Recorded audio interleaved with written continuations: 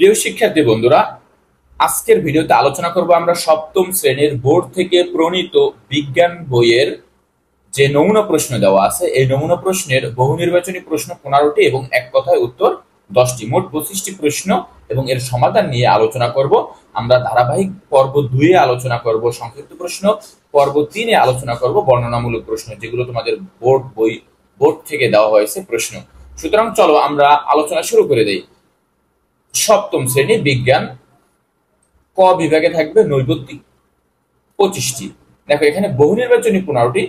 জীব বৈচিত্র্য পরিমাপ করতে নিচের কোনটি বিবেচনা করতে হয়? আমরা জানি জিনগত বৈশিষ্ট্য বিবেচনা করতে হয়। প্রাণী কোষের এ চিহ্নিত অঙ্গাণুটির নাম কি? এই যে এ চিহ্নিত অংশটি, এই অংশটির নাম কি? আমরা জানি এই অংশটির নাম হচ্ছে নিউক্লিয়াস। কি বলতো? নিউক্লিয়াস। উদ্ভিদের রং ধারণকারী কণিকা কোনটি? উদ্ভিদের রং ধারণকারী কণিকা হচ্ছে প্লাস্টিড। প্লাস্টিডের কারণে মূলত রং ধারণ করে, লাল, নীল, সবুজ ইত্যাদি। কোনটি থেকে পেনিসিলিন তৈরি করা হয়? আমরা জানি পেনিসিলিন তৈরি করা হয় শৈবাল থেকে। শৈবাল থেকে পেনিসিলিন তৈরি করা হয়। লৌহের প্রতীক কোনটি? লৌহ মানে আয়রন, এখানে ফ্রাম। এটার ল্যাটিন নাম কি বলতো? ফ্রাম। যে বস্তু অন্য বস্তুকে দ্রবীভূত করে তাকে কি বলা হয়? মানে যে বস্তুটা অন্য বস্তুকে দ্রবীভূত করে ফেলে তাকে কি বলি আমরা বলতো? দ্রব্য। কি বলি আমরা? দ্রব্য বলি। 7 নং প্রশ্ন দেখো, পাললিক শিলা কোনটি? আমরা জানি পাললিক শিলা হচ্ছে কয়লা। পাললিক শিলা কোনটি? কয়লা। ক্ষমতার একক কি? আমরা জানি ক্ষমতার একক হচ্ছে ওয়াট। ক্ষমতার একক ওয়াট। তাপমাত্রা আর কাজের একক হচ্ছে জুল। কাজের একক জুল আর ক্ষমতার একক ওয়াট। তাপমাত্রার কোন একক বেশিরভাগ দেশেই ব্যবহৃত হয়? আমরা জানি তাপমাত্রার কোন একক বেশি সবচেয়ে ব্যবহৃত হয়? সেলসিয়াস একক। বল না, কত ডিগ্রি সেলসিয়াস আমরাই তো বলে থাকি। সুতরাং আমাদের দেশেই তো সেলসিয়াস ব্যবহার করা হয়। পদার্থের মৌলিক কণিকা নয়। আমরা জানি পদার্থের মৌলিক কণিকা নয় নিউক্লিয়াস, কারণ নিউক্লিয়াসের ভিতরে থাকে কি? ইলেকট্রন, প্রোটন এবং নিউট্রন। অর্থাৎ পদার্থের কেন্দ্রে থাকে নিউক্লিয়াস। বায়ুমণ্ডলে কোন গ্যাস গ্রিনহাউস সৃষ্টিতে বেশি ভূমিকা পালন করে? অর্থাৎ বায়ুমণ্ডলের কোন গ্যাস গ্রিনহাউস সৃষ্টিতে বেশি ভূমিকা পালন করে? আমরা জানি সালফার ডাই অক্সাইড। তাহলে সালফার ডাই অক্সাইডের সূত্র কি? এই সালফার ও এরপর হচ্ছে 2, এটাকে বলা হয় সালফার ডাই অক্সাইড। আর SO4 এটাকে বলা হয় সালফেট। তাহলে আমাদের উত্তর হচ্ছে সালফার ডাই অক্সাইড 11 নং প্রশ্নে। 2 এর অধিক মৌলের সমন্বয়ে গঠিত যৌগ কোনটি? 2 এর অধিক মৌলের সমন্বয়ে গঠিত যৌগ হচ্ছে সোডা। যৌগ হতে 2 এর অধিক মৌলের সমন্বয়ে গঠিত যৌগটি কি? সোডা। কোষের শক্তিঘর বলা হয় কাকে? আমরা জানি মাইটোকন্ড্রিয়াকে বলা হয় কোষের শক্তিঘর বা পাওয়ার হাউস। তোমাকে প্রশ্নটি এমনও বলতে পারে, কোষের পাওয়ার হাউস কোনটি? মাইটোকন্ড্রিয়া। কোনটি দুধকে দধিতে রূপান্তরিত করে? দুধকে দধিতে রূপান্তরিত করে কোনটি? আমরা জানি শৈবাল দুধকে দধিতে রূপান্তর করে।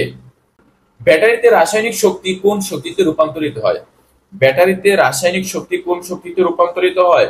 আমরা জানি বিদ্যুৎ উৎপাদন হয় ব্যাটারি থেকে, সুতরাং এটাকে আমরা বলবো বিদ্যুৎ শক্তিতে রূপান্তরিত হয়।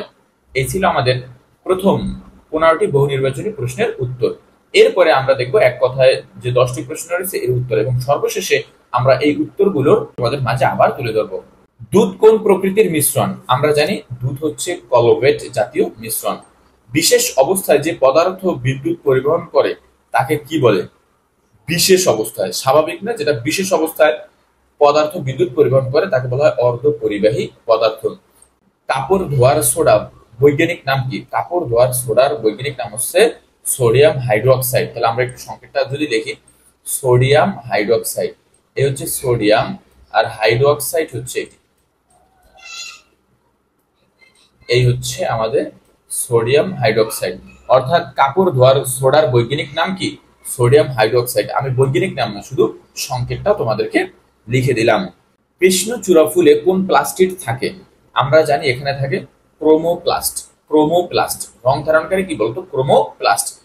ব্যাকটেরিয়ার কোষকে কি কোষ বলা হয়? এটা ব্যাকটেরিয়ার, এখানে একটা কি হবে? অন্ত্যেষ্টিয় জ না অন্ত্যেষ্টিয় হবে এখানে, এটা হবে ব্যাকটেরিয়ার কোষকে কি কোষ বলা হয়? আমরা জানি ব্যাকটেরিয়ার কোষকে বলা হয় আদি কোষ। মানুষের আমাশয় রোগের জীবাণুর নাম কি?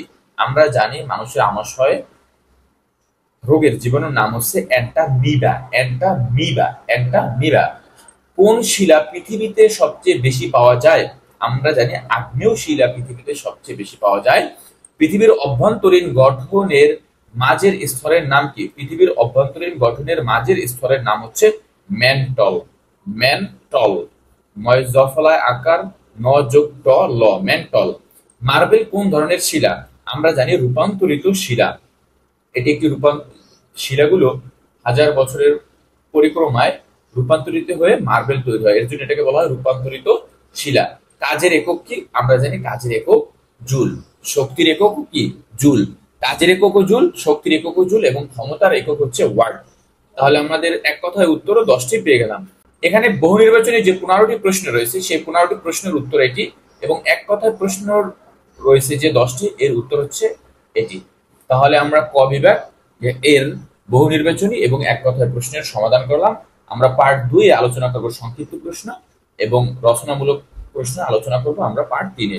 এইভাবে সকল বোর্ড প্রশ্নের সমাধান পেতে তোমরা জয়িস লাইব্রেরির সাথেই থাকবে। আজকে এখানে শেষ, পরবর্তী ভিডিওতে আবার কথা হবে।